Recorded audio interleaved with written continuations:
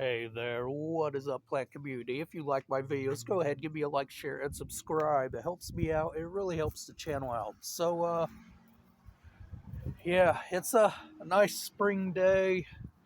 Uh, about, we're supposed to get into the 50s today, so, a little chilly in the back, but that's to be expected being in full shade. But I'm doing a repot video. Of course, none of the plants are out. I had to take some of them in because we got uh, a hard freeze last night, and we had some dangerous winds not too long ago. But anyways, doing a repot on my Pigmy date palm that I recently got. So this is the pot I got. Not really the Egyptianish, the most Egyptian style pot that I wanted, but I mean it'll work. Um, it seems thick, so it should protect the roots. So just start by just taking the plastic off here because we don't need that. It's UV resistant.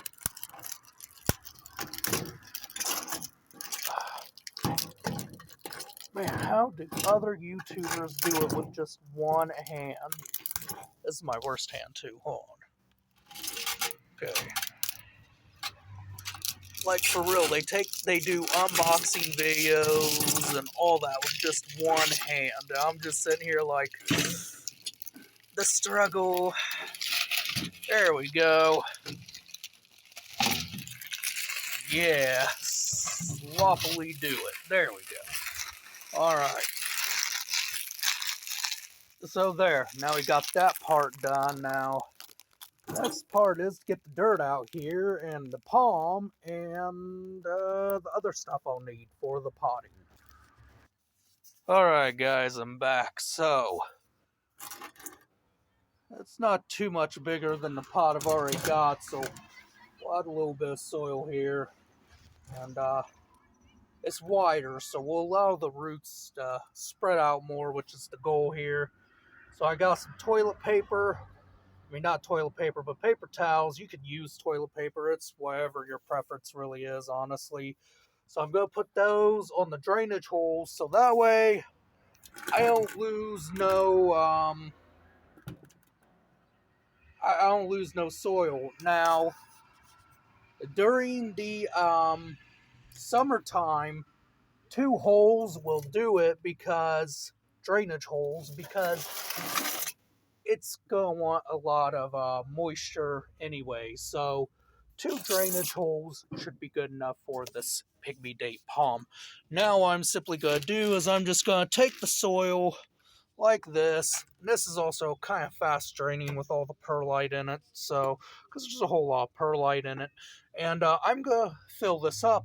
I'll be right back whenever I get to the proper height that I want it. Alright, now I think I got it to the height of soil that I want it on the bottom. Now the next step is to put the Pygmy date in there.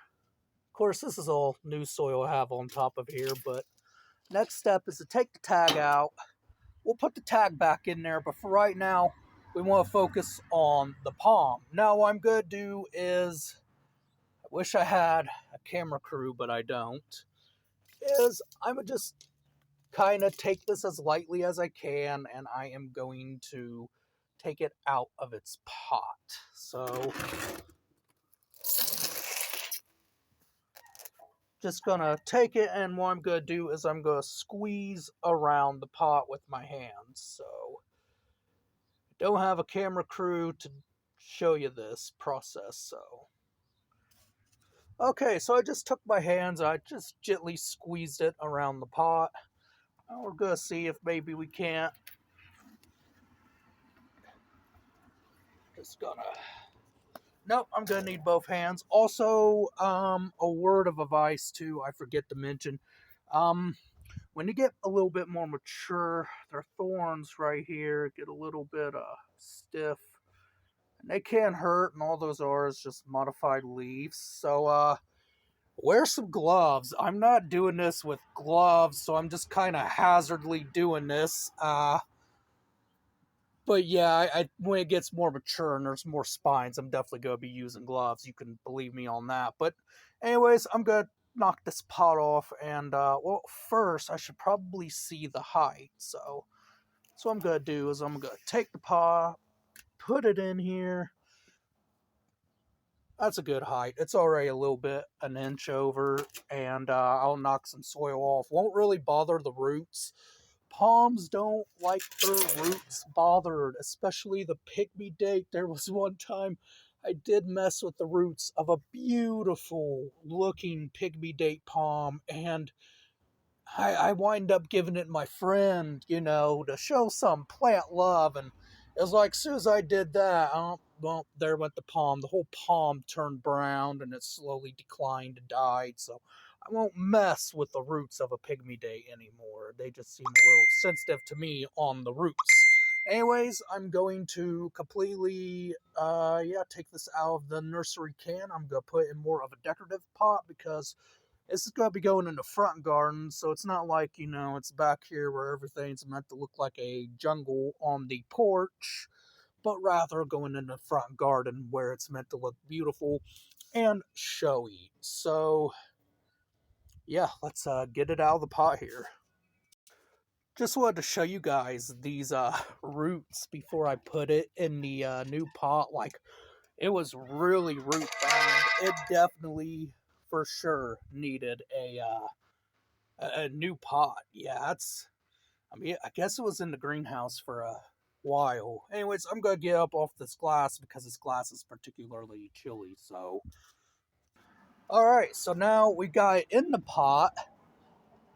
Now the job is what we're gonna do is we're gonna take the soil that we got right here and we're gonna put it in there like that. And we're gonna fill it all the way around evenly. And what we're going to do is as we do that, we're going to compact the soil down a little bit. So like right here, we got some soil and we're just going to kind of make sure all that soil gets in there nice and evenly, breaking up chunks. If you see any chunks, like sometimes, I'll come in here, you see a little chunk like that, you can just break it up with your hand. I'll do that in the pot too. So I'll completely get this guy repotted, and after that, I'll present it to you guys. We're getting close to getting it done, guys. Close, but not yet finished. But yeah, we're definitely getting there. I think this pot's gonna look really nice with this palm. I'm not sure, honestly, if these little guys here will survive. It's kind of like a four-trunked palm. Because, we get them from Florida here because we don't really get a whole lot of palms. So, like, here, the most you'll see palm-wise is, not really in the gardens. It's like, here's another chunk. I'll just take it and break it up.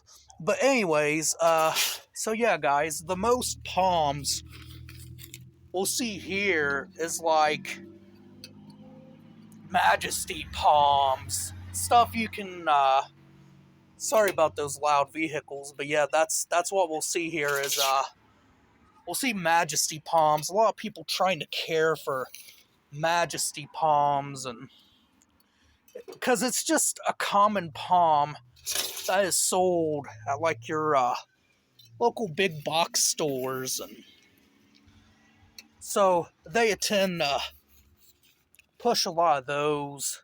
I don't really see a lot of Livistona chinensis, Phoenix rubellinis, which would be a pygmy date palm, uh, Chinese windmill palm, fan palms. I don't really see those in big box stores like you would in more places where it's more of a mild climate. Here we're getting more and more mild, but still though, they're going by the old, basically the old ways of how we used to grow. So palms isn't a common thing. Lately, with the big box stores, we've been seeing like big majesties being introduced to us, but nothing of shock value, nothing to really make us go, oh wow, a different species of palm.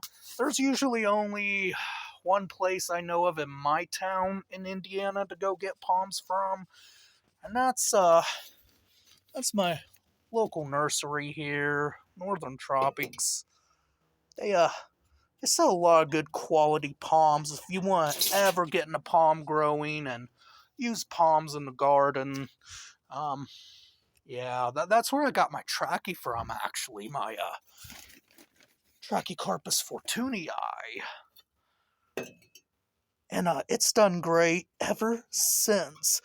And again, I'm sure that was grown from Florida. There, it's usually a lot about quality over quantity, which I really appreciate.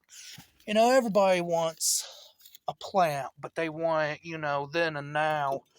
And I'm the type of person who really appreciates the quality over the quantity of the plant. And usually they got a lot of good quality plants at my local nursery. I'm sure you guys, you know, if you really need to, you can find a place in your area if you're not located in the Indiana area or even in the Muncie area, where you can find a lot of good quality places that will give you good quality palms. I know I've been watching this YouTube channel called Earthworks down in Florida. They they have a lot of nice palms. Man, if I had a good job.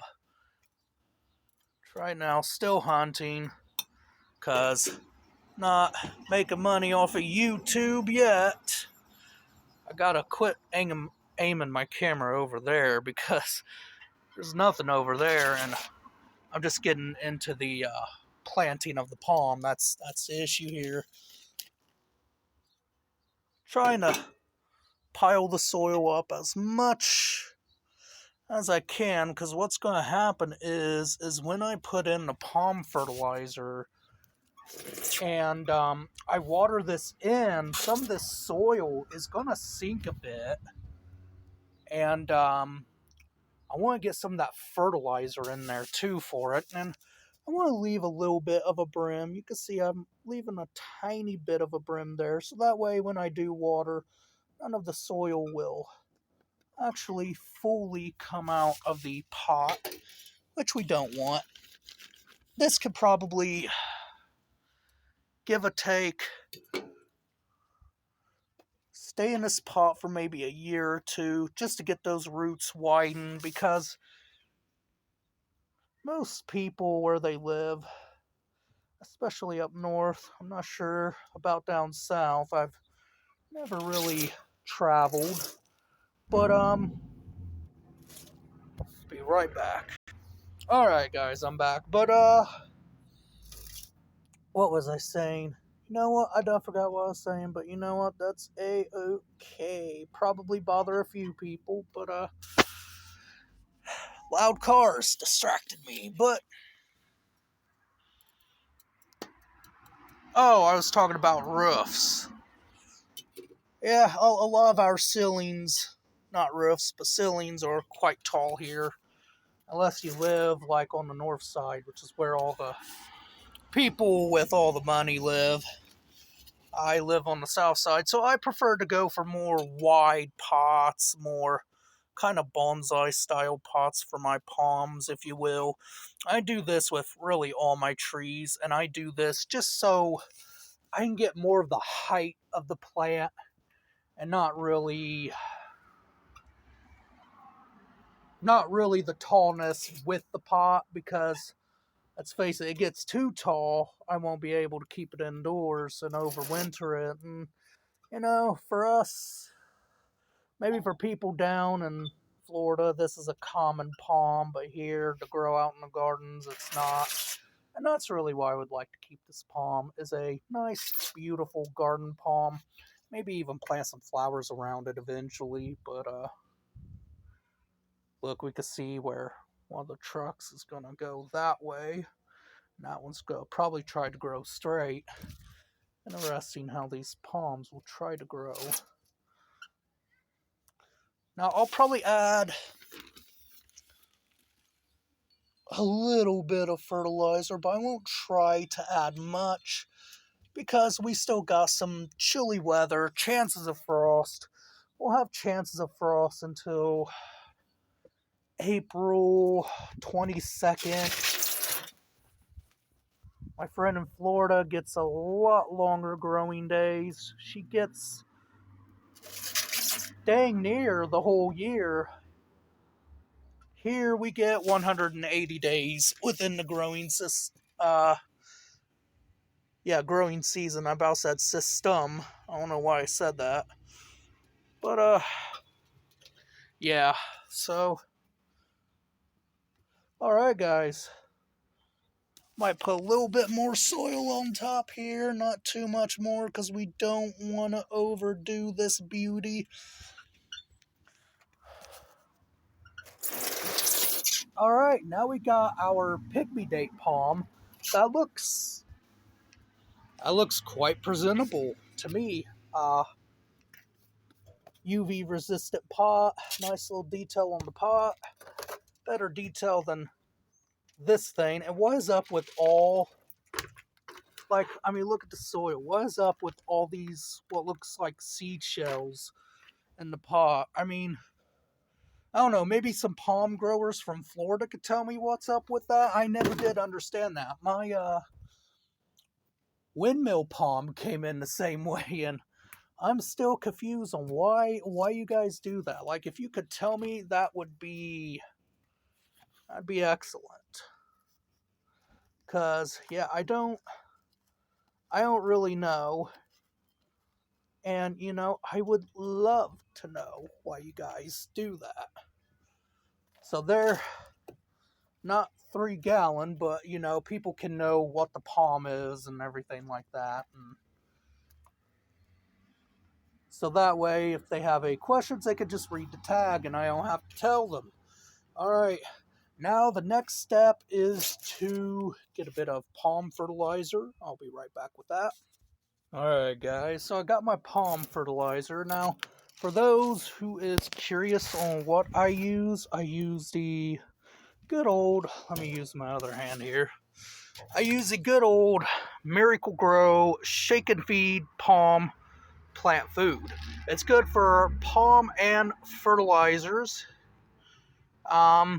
But yeah, it feeds for about 3 months. So it's a very good fertilizer. I use it. This ain't no advertising or anything. I'm not getting paid off of the advertisement for this product or anything like that. I just really like using it. I find it does really well. Yeah, I got to order this on eBay. And because we don't really have we don't really have palm fertilizers here, so yeah, everything kind of that's not supposed to happen, but I'll take that. I'll sprinkle that in there. But yeah, everything that's just kind of palm related to the food and all that stuff, you won't really find that here. We don't grow palms like that here. Okay, that should be enough. But yeah, we don't grow palms like that here for us to actually have fertilizers. I know at Northern Tropics, my place, they have these spikes, which are good for both ferns and palms. I like them. I like that. I'm not sure about the spikes. I've heard bad things about just fertilizer spikes in general, that they can hurt the plant because what they tend to do is they tend to stay in there and they can shrivel. They can basically shrivel up and turn into like this type of Play-Doh substance or whatever you want to call it within the soil, and it just stays there, and it can burn the roots, and it just doesn't dissolve like it should. You know, I've just heard lots of bad things about fertilizer spikes. So slow release or liquid is what I would use. I use a lot of slow release.